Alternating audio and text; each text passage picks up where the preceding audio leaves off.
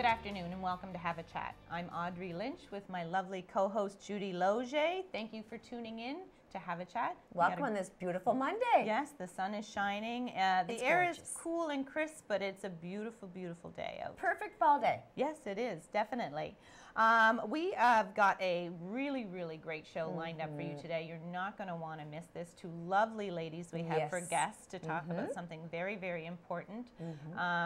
So you're not going to want to miss that. So definitely stay tuned for that. We're going to start off our show like we always do with our quote of the day. And Judy, you have something all lined up for us. What was it that you wanted to tell us? I went with this one. Excess on occasion is exhilarating. It prevents moderation from requiring the deadening effect of a habit. By W. Somerset Maugham. What do you think of that now? What are your thoughts? After this weekend, after this weekend for me personally, I have to agree with that for sure. Yes, excess on occasion is exhilarating. It was. It was very, very much basically, so. We do things routinely a lot of the time. We do our things from Monday to the following Sunday, and then we start all over again. Yeah. We have our little patterns and our little family traits and gatherings and personal. They can become very habitual. Yes, totally. Right? But sometimes there's a big event or a big occasion to celebrate, and it's exhilarating, and it kind of changes your life and leaves you with something memorable, as we're going to each talk about momentarily. Yes. Because people do sometimes fall into that pattern, and things do become stagnated. Yes. And you need that something to look forward to or take part in to juice up your life a little bit. Yeah, exactly. Whether it's a trip or whether it's an event Family or whether gathering. Yeah, exactly. So to go a little overboard or in excess with, a gift or with having great food or being, traveling a little ways. Buy something big for yourself, treat yourself to something that you normally wouldn't, and just go out and do it. It can give you that moment of, oh, this feels so much fun. Exactly. Well, the everyday stuff, it gives you something to work, it seems like, oh, okay, so that was all worth it. The same thing, the habitual stuff, it made it all worth it to be able to have this little, celebration. Exactly. Or excessive moment. Yes, exactly. Well, my excessive moment for the weekend was that, as many of my family that were able to attend my sister Jennifer's wedding did so. Yes. So we had a lot of my family, most of them, right, go to Toronto for Jennifer and Matt's wedding on October 13th. Right. And it was fabulous. I mean, we've been looking forward to this. They've been together for a long time. They've been a very steady, very tight couple, but they wanted to go the extra step. Did they? And they wanted to tie the knot and make it official, and they did, Audrey, such a beautiful job on their wedding day as far as their vows were special. Their attire was amazing. Their guests were all from all over the place. So one of her bridesmaids was from Malaysia, flew all the way from Malaysia. Oh, wow. One of his attendants came from the United Kingdom. They were there from Calgary. They were there from everywhere. Exactly. And her dress was amazing. It was just her. You know how we all have our own taste? Yep, that's right. It was designed in New Zealand. It was Rue de Seine. It was fabulous. And I just had such a glorious day. And my mother's speech was very heartwarming. My mom had her later on in life. In her 40s. Right. So she says, oh, was I a mistake? Is she the baby? She's the baby by a long shot. Okay. And such a gift and such a surprise to our family that this was a very emotional time for us. She's the last one to get married. Okay. And Matt's family were all there. And so there we celebrated and we danced. In excess. We ate in excess. We ate, and I kind of drank in excess. And I don't mean like to the point where I had way too much, but I don't normally drink much at all. So I had champagne and I had wine and I danced and I had a complete ball. And I want to congratulate Matthew and Jennifer Walker. Well, you wanted to help them celebrate. So much fun. Exactly. So then back to reality. So I did my excessive stuff all weekend. Perfect. Exactly. Well, I went a little overboard as well. If there's anybody who's been following me and watching me with my little goal and progress with looking to compete as a bikini competitor in some upcoming contests that were coming up. This past weekend actually was my first contest. I actually set my goal for the 27th of October where the St. John Fall Classic is happening. But my trainer felt that I was ready, and we entered into the New Brunswick. Actually, I'm going to make sure I get it right. The New Brunswick, the Natural Championships, the CPA. So that's the Canadian a physique alliance. And so I went ahead and entered that one, and I entered the category of Grand Masters, that's exciting. which is for women 45 and up in a bikini. You rocked it. It was very nerve-wracking, but so exhilarating at the same time. The girls backstage, we were all prepping, we were all laughing and talking and enjoying each other's company, and just, there was such a camaraderie, regardless of what category you were in. Even the girls that I became friends with in my own category, you know what I mean? We were so thrilled for each other and complimenting each other and helping each other with our outfits and putting ourselves together, promoting one another. Yeah, definitely. And I came home with a silver medal. I came in second out of 6 women. It's as big as my head. It's actually a little heavy. It's a little heavy. And I just want to say thank you so much to my trainer, Brandy Donald, who's been sticking it out with me. She herself competed this weekend and did amazing. Brought home a lot of hardware herself. She did. Congratulations, Brandy. She really did. And now she's gearing up for me and helping me do the bigger one. That not bigger necessarily, but this one here is put on by a different organization. And like I said, it's called the St. John Fall Classic. And I'm going to see if I can't swing a little more hardware and bring home. A big congratulations to Audrey. You so much. It brings tears to my eyes because I've watched you go from saying, I want to do this, to the whole journey you've done. And like I said before, I'll repeat myself, in January, you set your goal. You said, I want to be better. I want to be stronger. I want to be more physically able. And not only were you more physically able, look what you've accomplished. I know. You looked amazing. If nothing else, I just want to say thanks to everyone who going to make me cry. Don't cry because you know what? You're tired. It's been a long ride. It is. This was not even 48 hours ago. I know, and all the change in food and all the change in workout and being a mother of 4 children and housework and owning your own salon, and yet you put Audrey for a change kind of in the front, not necessarily letting other people, get lost, but you took care of yourself and you reached your goal, and I'm so proud of you. Pretty proud. And you should be emotional because it's a very high point in your life that you're able to do that and you did such a great job. Exactly. A winner, a total winner. I know. Thanks. So don't cry. Let's change the subject. I cried all weekend at the wedding. Okay. So now I can't see my paperwork. Where are we? Well, Veronique's birthday. Happy birthday, Veronique. Happy birthday, Veronique. Yes, definitely. Well, where's she out celebrating excessively right now? Oh, I hope so. No, she actually had to be engaged in workshops. That's right. This week, That's why she's not with us today. She'll celebrate later on. We'll celebrate her later on. We'll definitely help her do that. And my hubby, tomorrow, I know he wouldn't want me doing this, but it's his birthday. Yes. And I don't know what I'm going to get him, but anyway, I'll work on that. Just getting back from Toronto, I wasn't able to shop. It was all about the wedding, so we'll have to go out and get something for him. Yep. Happy birthday, Vero, and happy birthday, Gerard. Definitely. Tomorrow. So there's some other great things coming up here in Miramichi. Yes. The Chamber of Commerce Gala. It's a big deal. You've got all the details on that one. Well, I have to MC that. Okay. It's another one of my duties. I MC Jennifer's wedding, so that took a lot of my energy because you want to be on for your sister's wedding, right? Oh, yeah. So I did that, and they were happy, but now I have to do this one this coming Thursday, October 18th. At Tyrus Infinity Center in Douglastown. Okay. They're hosting, the Chamber of Commerce is doing their gala, the 20th Business Award. So 20 years now since this was established. Nice. Just to go with those who have been selected this year, big congratulations. They will be honored on the evening of the 18th. The Newcomer Business Award, Mark Donnelly, Harvey's and Swiss Chalet. Oh, yes. He's a great guy. Business Award of Excellent is going to Jeff Cox, Grey Rock Construction Management. Right. Okay, that's awesome. Congratulations. The Employee of the Year is a lovely lady who's been there a long time with NBCC, Tammy Scott. Okay.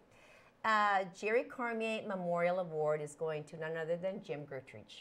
Oh, you know Jim? Nice. Yes, I do. Another great person, great choice. And last but not least, the President's Appreciation Award is going to Marie Ann Hashi this year. So tickets can be reserved. Congratulations to all those winners, definitely. Really great selection. Enjoy your night. Yeah, it will be fun. It will be fun. And there's still time to get tickets. They can be reserved through the chamber by calling 622-5522. Again, 622-5522. Or email MIR Chamber, so MIR Chamber altogether, at nb.aibn.com. And no later than 5 o'clock on October 17th for tickets to go to that. Yeah, for sure. Something else that's going to be happening, we're going to start off with, actually, I'll jump over this one and talk about October 17th is coming up, and marijuana is going to be legalized. Well, there now. As of that day. Big shebang? Yeah. I'm still on the fence. A lot of people are. Yeah. To see how it's going to go. I'm a little apprehensive on, you know. Retailers are, police forces are, the general public are wondering how it's going to roll, no pun intended. They really are, because they've invested, I mean, what amount of $34.6 million federally allocated towards awareness on marijuana and educating has been set aside. There's been a lot of research done on this whole thing, and still people are wondering. And I think there's too many variables to be able to figure out ahead of time what the potential outcome can be from all of this.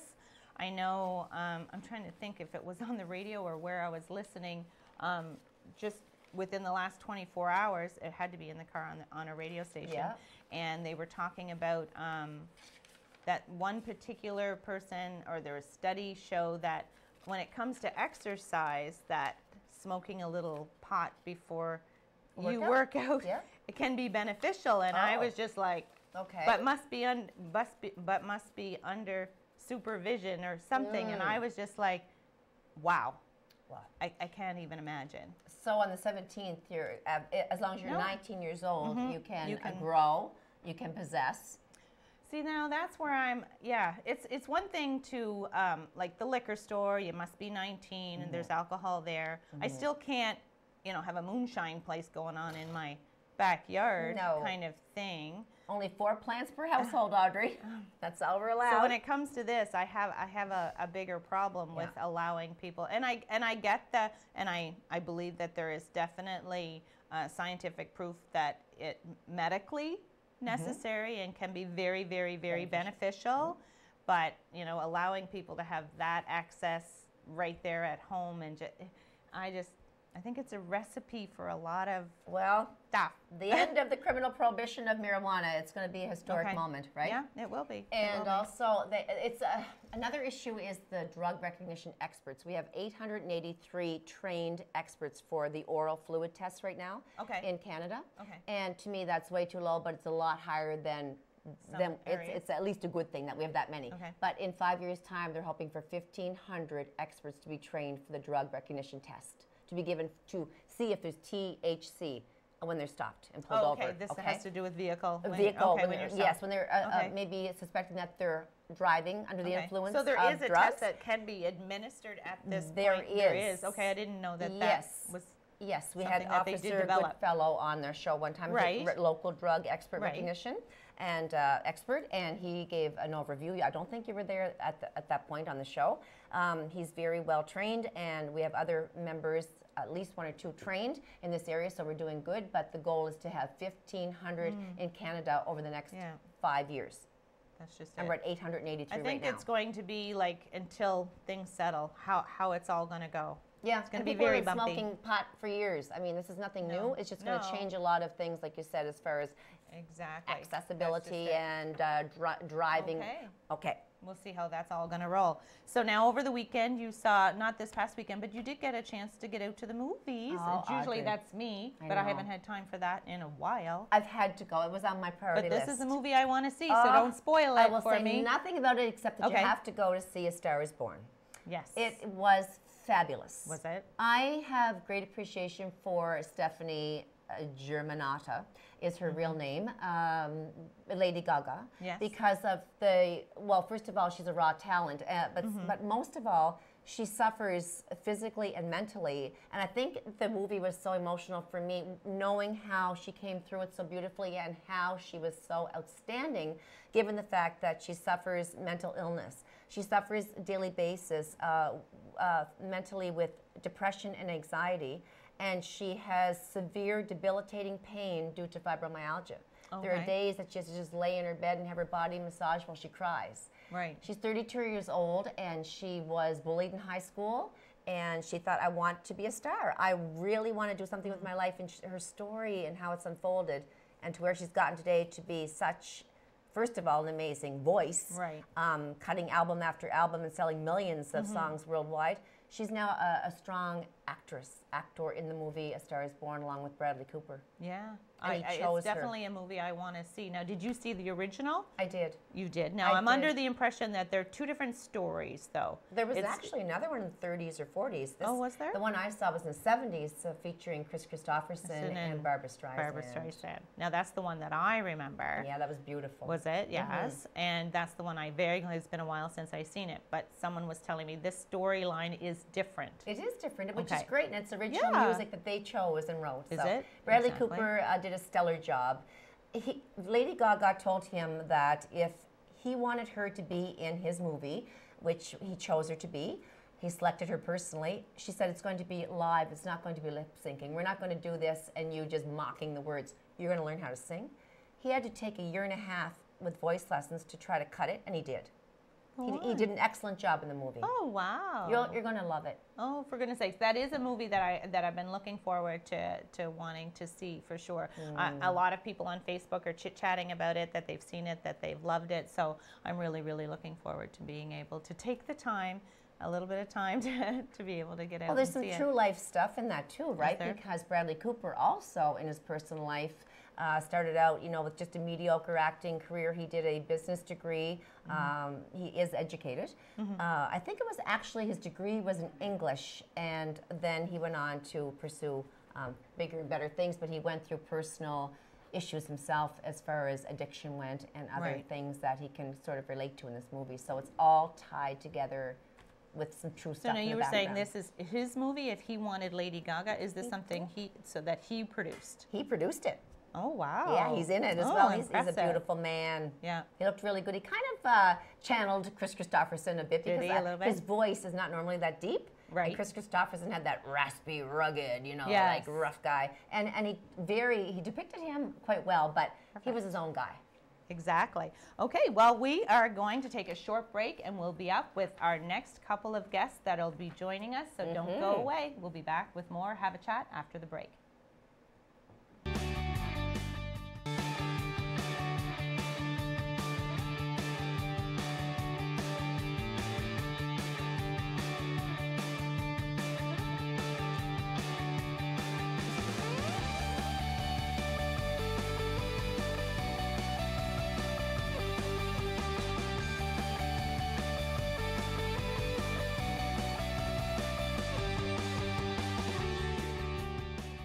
Hi, and welcome back to Have a Chat. Joining us now, we have two very, very, very special guests that we'd like to introduce to you. We have Melanie Maltby Ingersoll and Sarah Shared. Welcome, ladies. Thank you for coming today. Thank you. It's a big day for you people to come on and share some information. Audrey's going to go with the topic for this afternoon. Yeah. You ladies are here to talk to us about pregnancy loss and Infant Remembrance Day, which is actually today.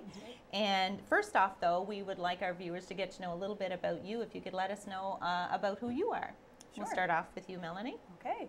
I'm Melanie Maltby Ingersoll, and I'm an educator with Anglophone North School District. I have a lovely husband named Sean and 3 daughters, Aiden, Phelan, and Kellen. And I also have 2 angel babies, Aaron and Seamus. Okay. Okay. And Sarah? My name is Sarah Shared. I'm a chartered professional accountant here in Miramichi. I work at a local accounting firm.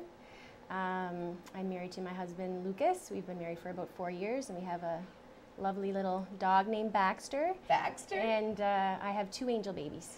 And on that note, people, Audrey and I do know, but for the viewers, can you talk about what you're saying when you're talking about angel babies? Right off. Want me to go? Sure. Go ahead. So an angel baby is a baby that has either been lost during your pregnancy or after birth. Okay. Yeah. In a nutshell, and you have one. I have 2. 2 angel babies. 2, yeah. So in February of 2016, my husband Lucas and we had a stillborn baby boy. We named him Samuel Joseph Shared. We call him Sammy for short, is his nickname. I went in at 39 weeks in labor, 39 weeks, 5 days, expecting to come home with a baby boy. Or actually just a baby, because I didn't know what I was having at the time. Yeah. Right. And when I went in, they put me in to check for the heartbeat, and there wasn't one. So I had to go through 22 and a half hours of labor, and then eventually go for a cesarean section, and gave birth to our Sammy. He was knowing all along that the final moment before your delivery that there was not going to be a healthy baby born, baby born at all. Yeah, exactly. Unbelievable. Yes. Yes. And then in July of 2017, my husband and I, we had a miscarriage at 8 weeks. So we have not had the best of luck on the pregnancy side, but we still love to talk about our babies, which is why I'm here today. Of course you do, and that's why we're here today, to talk about this very, very special day. And with some of my friends that have gone through such an incredible loss, they either don't want to talk about it or they want to cherish the memories of their babies. They want to talk about that baby. Exactly. And make them live forever in your hearts and as if they're just here with us today. So it's beautiful that you're able to do that. Yes. So Melanie, you had a couple of experiences as well. Yes. Fortunately, our first child was a nice pregnancy. So she's in grade 9 right now. She's almost 14. And then her name is Aiden. When Aiden was nearly 3 years old, I was pregnant. And about halfway through the pregnancy, I went for my 20-week ultrasound here in Miramichi. We had moved here at that time from Fredericton. My first daughter was born over there. So I went for my first ever ultrasound in Miramichi, and my husband didn't even come because it was, we've done this before, it's going to be fine. So basically, many problems were detected, but I was sent to Moncton to the maternal fetal care specialist over there the following week. So her name is Dr. Lynn Murphy-Callbeck, and she's amazing. I don't know if she would ever see the show, but she is amazing. Oh, good. So yes, the worst fears were confirmed when I had my ultrasound with her. So that baby, which was a girl, her name was Erin, she had trisomy 18, Edwards syndrome. So a baby with trisomy 18 is deemed incompatible with life, is the term that they use for that, the phrase. So Erin was born at nearly 22 weeks. So she was still, and we were told it wouldn't happen again, so we got pregnant almost immediately, and 13 months later I had a little boy with trisomy 18. His name was Seamus, so Seamus lived an hour. So those were our angel babies. But my first reaction is how unbelievably devastating is the word. When you were told that it would not happen again. Devastating the first time for you to lose a baby, and the second time, but unbelievable when they said it's going to be a normal pregnancy and everything will be fine. Well, the best I guess they can estimate, because you don't, it could have been something else. It just wasn't suspected that I would have 2 babies in a row with trisomy 18, like that exact same syndrome. Odds were just... It was a 1 in 3 million. Yeah, it's just crazy. 1 in 3 million. No. Is that a term that you're familiar with, trisomy 18? No, actually, no, it's not. I myself, I have 4 beautiful children, and I too lost. I would have 2 angel babies as well. During my pregnancy, I would have lost my first one before we had Brody, and then after Brody, I had gotten pregnant right away, and we had lost that one quite early. So the first one, it was, like you, had gone to my ultrasound. My husband didn't come. It was 3 months, and they're looking and looking and looking, and everybody's got quiet in the room. I had brought my mother to watch. This was back in the day, because my oldest boy is 25. We were video. They were running the video for it, and everybody got quiet, and and then we knew something was up then, and I had to go in, and they had to do a DNC or what it doesn't even register with me, and I can remember I can remember that didn't happen right away. I can remember leaving there and going straight to my doctor's office and taking the paperwork and opening the envelope in the car before I went in and reading at the top of the page, spontaneous abortion, and being devastated because I wasn't, because abortion to me was a deliberate thing, which I wasn't doing, right? So it was pretty hard, and I had to sit back and I had to wait 2 weeks knowing I was carrying a child that had passed. And I did not know that about you. Yes, and then wait to be hospitalized and then have things looked after. Mentally, it was really, really rough, and there was nothing out there for support groups. There was no, here, did you want to talk about it, or anything like that. And then we went on to have Brody, whose birth was a little complicated in the beginning, but we brought him home, and he was healthy after a little bit, but I miscarried shortly after him. So I'm absolutely thrilled that you ladies are here to talk to us today, specifically about this day, Pregnancy Loss and Infant Remembrance Day, and what this is all about. So what is the significance of this day?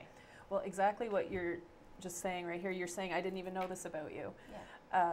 I feel like there's been, in the past, not so much these days, but in the past, there was almost like a stigma attached to it, or you did something wrong. The mother did something wrong. You know, what did you do? Did you fall down? What did you eat? You know, those types of things. And I mean, yes, there could be those things happening, but you know, it doesn't help to be asked those questions in those types of situations. So it's important that people first of all are aware of the day and of the month, in fact, because October is Pregnancy and Infant Loss Awareness Month. Okay. But then also, hopefully, it opens up the door to have those conversations with somebody who may be looking to have that conversation and hasn't found that person yet, or that group, and knowing that you can and it's okay to talk about someone it. Can relate to you. Exactly. Someone that's walked that walk, that's been in that horrible situation, that they can say, okay, now I know exactly what you've...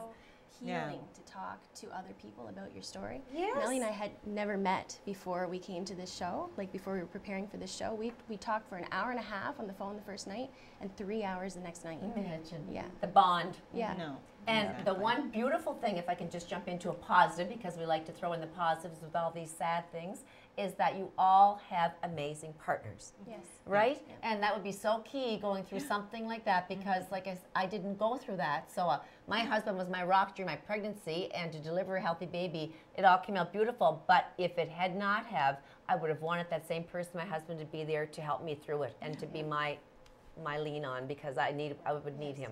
It's very important. But one thing that's interesting that we've discussed as well is men do not grieve the same way as we do. So that can sometimes lead to a bit of frustration. Yeah, my husband, I think, felt a little bit helpless because he wasn't connected like I was. You know what I mean? Was already in your womb. Exactly. That's the thing you were going to give birth. Yes. So, you know what I mean? So he had a hard time consoling me or saying the right words. And it's hard for them too, because there's really not much available for the men. That was something we were talking about earlier as well. It's more focused on the woman, on the mother, and not so much on the man. I think there are some resources out there now. It's getting better. There are some, but like you said, most of the resources are for the woman, for the mom. It's very helpful, I found, after we lost Sammy, to go talk to somebody, especially as a couple, because like Melanie had said, men grieve differently than women. You know, I was crying and sobbing, and I was very expressive with my feelings. Whereas my husband, he would lay beside me and just sigh and sigh. And I was getting so angry, saying, "Well, are you just so bored? You don't want to lie with me and cry with me?" But he was holding it in, grieving internally. That was his way of grieving. Yeah. Tell us about the memory boxes, because there's something very special that you've brought with you today, and we wanted to touch on that. Yeah. And what they're all about. Thank you very much. You're welcome. And we'd have to know where they came from too, these memory boxes. That's Aaron. All right, well, I guess this is the oldest one. So I had Aaron in 2007 at Moncton City Hospital, and Seamus in 2008 also at Moncton City Hospital with Dr. Murphy Callbeck. So at that point in time, Miramichi did not have memory boxes. As such, I believe that they would give people like a little blanket that somebody had knit. Like if you had lost a little girl, maybe you got a pink blanket, or if you lost a little boy, you got a little blue blanket. But a memory box, I'll just open it up. There's nothing scary in here or anything. It's beautiful, actually. But they do your child's handprints and footprints. So my babies were very tiny because they were lost early. Little print, imagine. Yes. So I actually have one of each foot tattooed on my foot. Isn't that beautiful? Or one of each pair of feet, I should say. So yeah, I have. So these were Seamus's feet, and these were Aaron's feet. That's just too priceless. The little tiny footprints, but like that you feel they're with you. This is it. Exactly. This is what it is. Is that you're able to hold this and feel your babies. This is all you get. This is all you get. At the end of the day, like your baby. It's very important to have it. And then these memory boxes, they're from a company in the States called Memories Unlimited, I think it's called. And I believe they cost somewhere between $30 to $40 per memory box. So hospitals, if they don't have them, that would be something you might be interested in having. And so they come with like a little outfit in it. that you can dress your baby. And so both my babies wore these outfits. They've never been washed. You know, that was something that was important. You know, you don't want to wash it. They had a little blanket. And the hat. Yeah, the little hat. It's just a place to keep everything that you had. And the thing is I have those for my children that are alive today. Exactly. You know what I mean? I did that for each one of them, right? So why would I not have those for? So a group of us. Sorry. Does this make you really? It makes me really sad. It makes you happy. Like I get really sad looking at this. I almost feel I can't empathize, but I feel a loss there looking at this.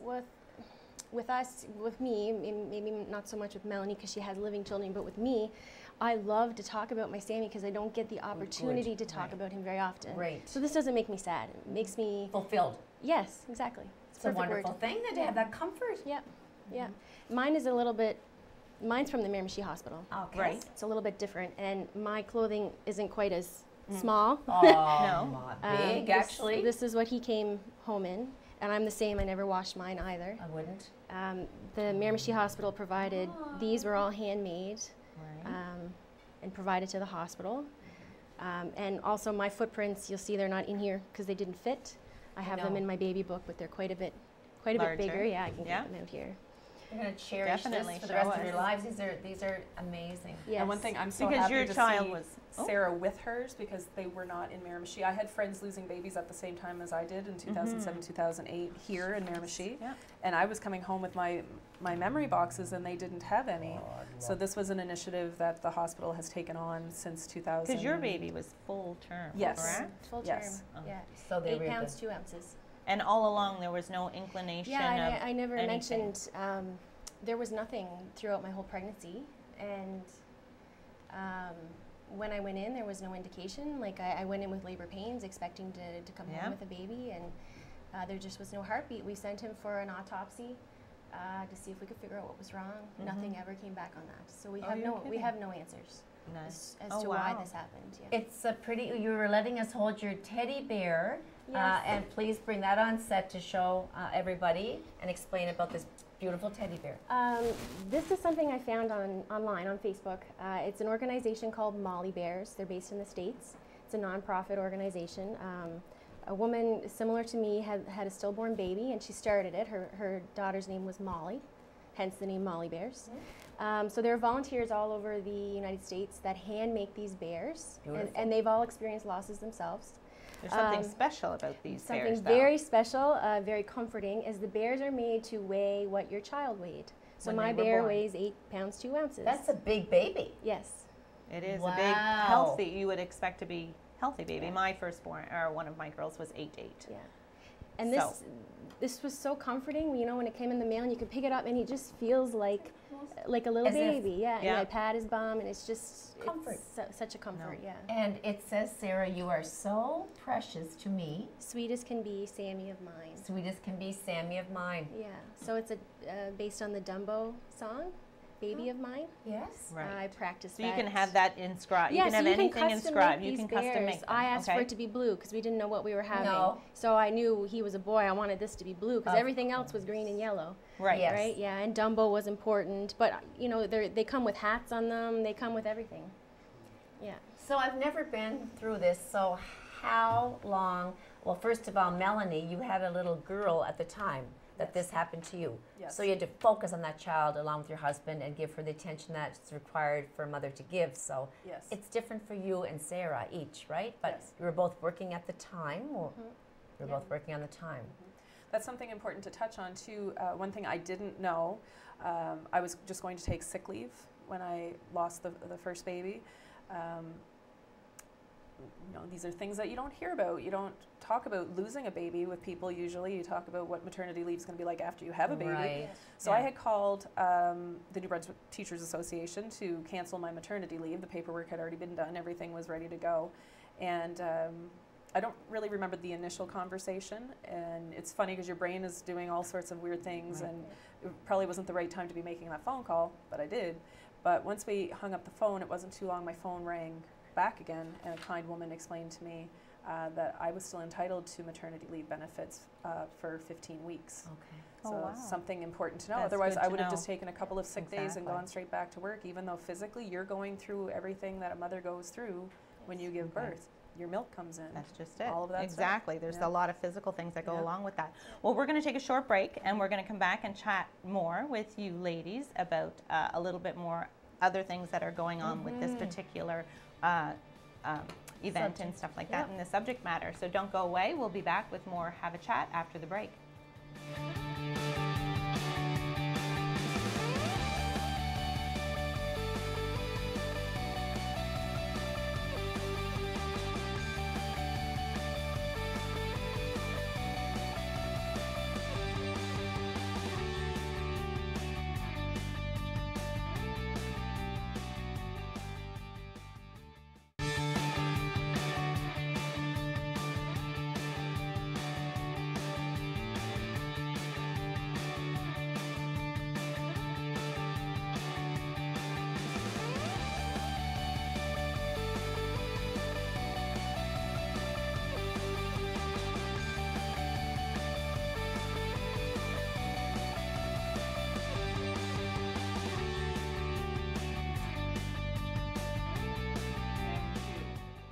And we're back with more Have a Chat.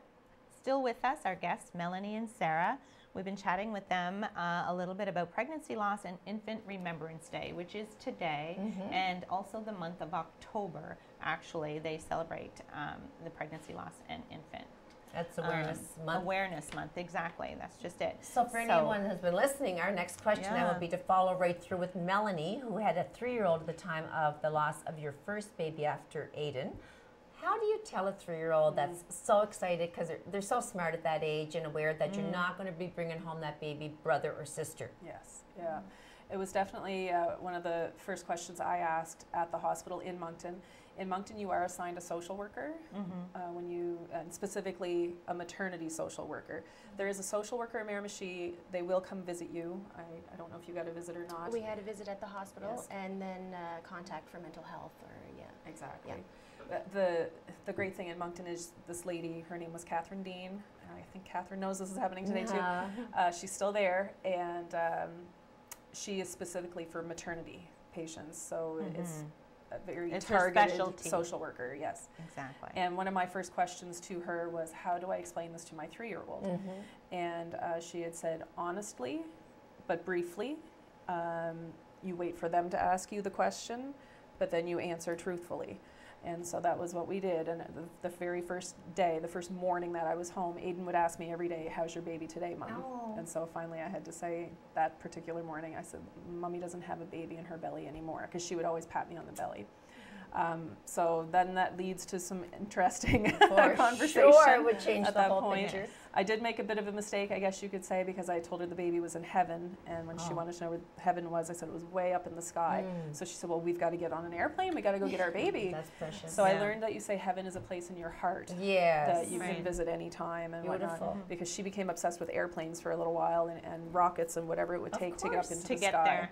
Yeah. Isn't that But something? Catherine had also pointed out some resources to me, or had shared a website with me, so called Centering Corporation, and it's out of the States. So I was checking out their websites to see if, or their website to see if they were still online, if it was still operating, because these books now are over 10 years old, but they still do exist. This book is still there. No New Baby, this one is called, and this one's like $4.95. And this was a different organization called Grief Watch out of Oregon. So we were going to have a baby, but we had an angel instead. And this book still exists, and it's $8.95. So they're not crazy expensive, but they're just nice little stories that you can read to the child. And share with your siblings who have a brother or sister die before birth, and what to say and how to approach the whole thing, which is a very touchy, very overpowering subject for a little child to comprehend. Yes, definitely. But they're so innocent, and their minds don't work like us, right? If you just say it plainly, they won't they don't tend to ask more questions. That's true, you know. No, exactly. Right? And maybe the next day they might have a question and you answer it, and then they go on with their day. Secrecy is not the greatest thing. No. They try to pry things out of you. They're like, what do you mean? Tell me more. They're confused. Yeah, exactly. Sarah, I want to ask you a question about cuddle cots. Yes. Now that's a term that's new to me today, yes. And you're going to explain exactly what that is. I'll explain it all to you.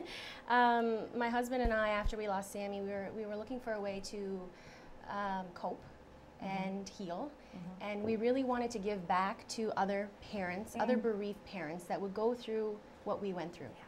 So one of the biggest things in the hospital, and one of the biggest regrets that I had, was not keeping Sammy with me overnight in the room with me, which is an option. Okay. I was terrified that when I woke up in the morning, his body would have deteriorated to a point where I wouldn't want to remember him that way. Right. And it scared me. And I let them take him to the morgue because I was so scared of that. And the next morning, the nurses were great. They went back down and got him for me because I wasn't ready to say goodbye. Oh, right. But what we found through our research was there's a Cuddle cot available. You can order it through the UK. Okay. And what it is it's a machine that has a cooling mat that goes into the bassinet of the baby's bed at the hospital. Okay. So, you know, even your regular newborn baby that's living comes in this little bassinet, right? This fits inside it, and it keeps the baby's body cool. Sorry. Wow. Yeah, so There we go.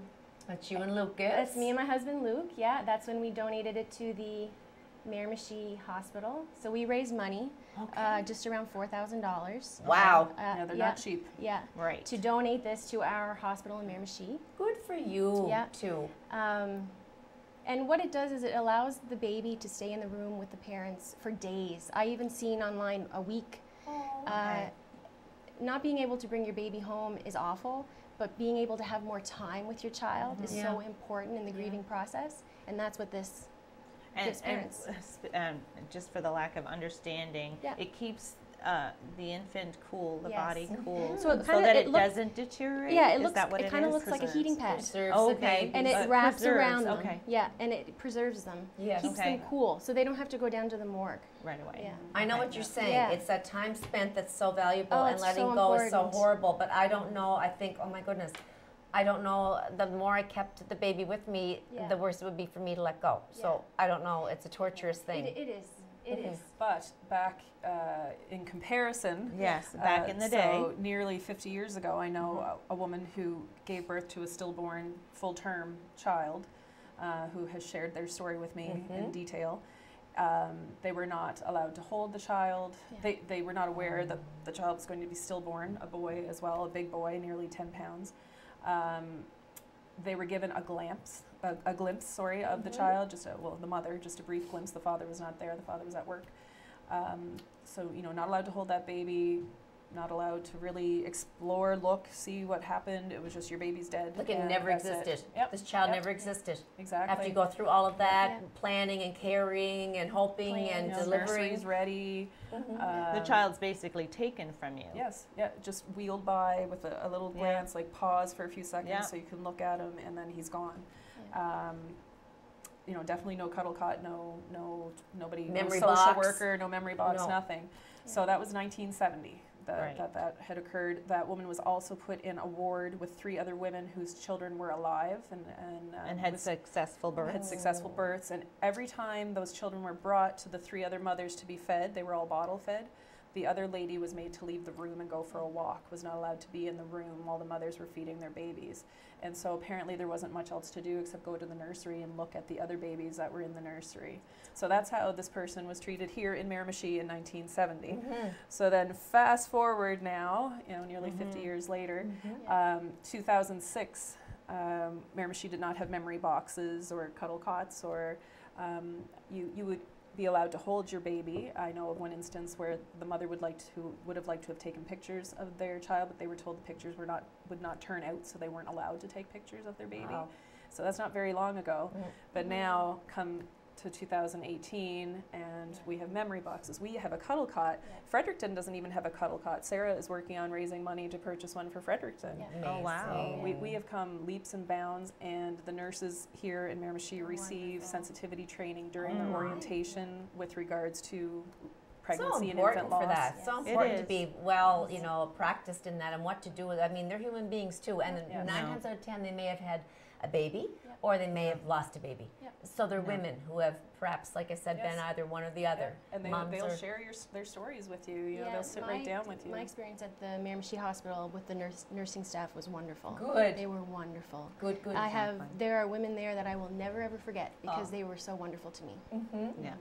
Well, moving on to support groups and things like that. Now, when I had my experiences, it would have been in the early 90s, and I don't ever remember someone calling or checking on me to see how I was doing, or even giving me any information on to contact someone if I was feeling a certain way or anything else like that. Nothing. And you'd be so depressed. It's so depressing. No, that's just it. I literally had to deal with all of my thoughts and feelings of what did I do wrong, and going through what did I eat, what did I do, what did I, you know, you really do. You bear the guilt, really. Yes, you truly feel that you did something wrong, even though it's answer. Nothing you did. Yeah, It's exactly. because you want an answer too, right? Yes, You want to know to why. Why? Yeah, Exactly. You're always I didn't searching. even get the chance to know whether they were boys or girls. They did nothing like that for me. I know they know, but that you was never know? never, You don't know? no, it was never ever divulged to me or whatever. I know nothing, absolutely nothing. But nowadays, the support groups, I'm assuming. There is actually What no do we have? support group in Still. Miramichi. Oh, you're kidding. There is a bereavement, like a grief support group, yeah. Okay. just in general. Okay. But there's nothing specifically for pregnancy or infant loss. Wow. There was one briefly for about 2 years, a decade ago. At the time that I was losing my children, there was an unusual amount of women all losing babies at the same time. Okay. So we had formed a group, but we all went on to have what are called rainbow babies. So a rainbow baby is a baby that is born after you have an angel baby. So it's kind of like the rainbow at the end of the storm. Right. So we all got very busy. It was a good thing, but the group fell apart because we couldn't maintain it. So unfortunately, at this time, there is nothing. No. How, like, okay, so I have friends that have lost children that are older, that have been 18, even 14. That's what I was going to go And with, too. they're still, they'll never get over that as long as they live, the loss. And they'll grieve that child or whomever they've lost, a baby or a toddler or up and, you know, Or a past the age of, teenager. When a parent 20. loses a child at any forever, age. a forever loss, and it's a part of your heart. Yeah.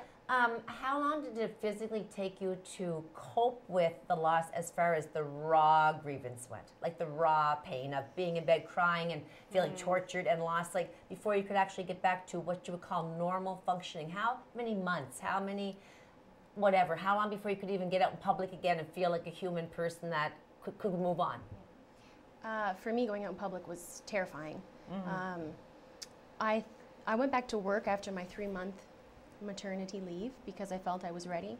I cried every day for 5 months, every single day. Every single day, Every single day. 5 months, even though you're back to work and trying to fit into the normal scheme.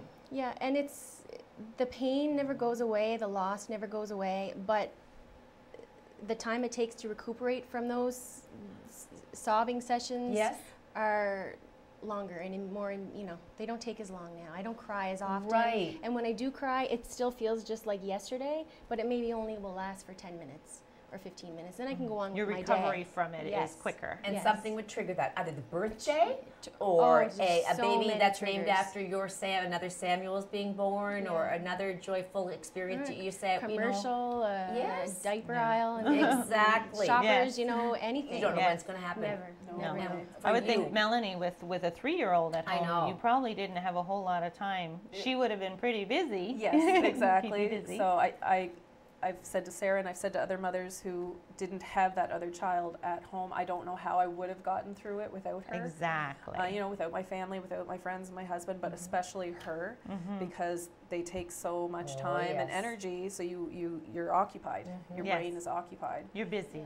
Yes, But you when she divorce wasn't yourself. around, Like to get up and get dressed and get out. You divorce definitely. yourself totally. and we've talked about this too. I had a horrible fear of being alone. Yes. I did not like being alone. There were a couple times my husband thought he was doing me a favor, you know, take her to the park, Take her give to me the some time by myself. I hated being alone. I was terrified to be alone. I preferred to have people around me. Yeah. And so keep that in mind, because we Yeah. said like it is a Same horrible feeling of isolation, because you were saying sometimes people just don't want to talk about it, and that's fine if they don't want to talk about Yeah, it. they push it aside because they can't cope with the thought of Yeah. the loss and the baby being taken or gone. But sometimes people think you don't want to talk about it, and they avoid you, or they don't call you, or they're staying away, when really you desperately don't want to be alone. You're feeling more lonely than you've ever felt in your life because you were used to having that little body inside of yours, moving, and now you're literally empty, physically, emotionally, and you want people. Well, I did anyway. It's so important to if you know somebody that's grieving the loss of a child, to say their name and talk to them about their child, because you cannot possibly make them any more sadder than what they are. Okay. Do you know Because what I would not know where to go with that. I don't know how I would broach that subject and not maybe traumatize you even further. You might want that comfort of talking about the child, but I would be maybe fearful of you reacting in a very, oh my gosh, please don't go there kind of a way. Yes. No, exactly, and that's totally understandable. Yeah, it is. Yeah. You don't know what to do or what to say. You're afraid of stepping on someone's feelings. No, but exactly. All you can say is, I'm sorry. I'm so sorry that you lost your baby. And just be kind of like with the child, being upfront and honest and brief. You can do the same thing as an adult too. You know, I am very sorry that you lost your baby. I heard you named him Samuel. Sammy, what a beautiful name. Yeah, I can remember my mother when they had brought me to the hospital that time, because she was with me when we thought it was all going so well, and she remembers thinking that it was going to be fine, that I was actually having twins, and it was just one that was, and then the other one was going to be fine, but that wasn't the case. And then after it was all said and done, and she came to me in the hospital, and I can remember her saying, and I don't forget, she was like, well, there must have been something wrong. There must have been, you know what I mean? And that this is better. It's better this way than what it would have been. Okay. Yeah. Right? How did and you that, take that? I actually didn't, that actually helped me go, oh, because I hadn't thought of that. Right? That wasn't something that I had thought, right, before. That is something that has been said to me before as well, that in my case with my children, it was quite surprising that I didn't have an early miscarriage because of the syndrome that they had. A lot of times babies don't make it very far with that syndrome, and that they do terminate early on in the pregnancy. Right. You wouldn't even know that they had the syndrome. No, apparently that is the case. And you know, that I can was see that her it would thing. bring some I felt like comfort. that helped me get through it somewhat. Exactly. That there must have been something severely wrong, or, you know what I mean, and that if I had carried the child to term, that I would have had a child that required... Was unhealthy or... Exactly, that's just it. So, you know, I found that helped me at that time to get through that. People will want to talk to you. I'm sure after this show they want to contact you. They may have walked this horrible journey or want comfort, like you've gotten comfort from these boxes. We only have a minute left, so if you can just share with us your contact information, that would be great. Okay. And if anybody wants to reach out to me, feel free on Facebook. You can find me under Sarah Shared. SHERRARD, right up on the screen. And Facebook.com. Yeah, exactly. And same with me. You can find me on Facebook as well, Melanie Maltby Ingersoll, with 2 L's. So 2 L's there, no big deal. No. And as well, the hospital binder. does have a resource binder that was created when our little support group existed a decade ago. They still have it. And hopefully Sarah will add her story to that binder Thanks as well. so much for joining us today, ladies. Great job you did talking about all this. It's huge. Thank you so much for joining us, and thanks for watching. We'll see you again next week. Have from a all great of us week. here at Have a Chat.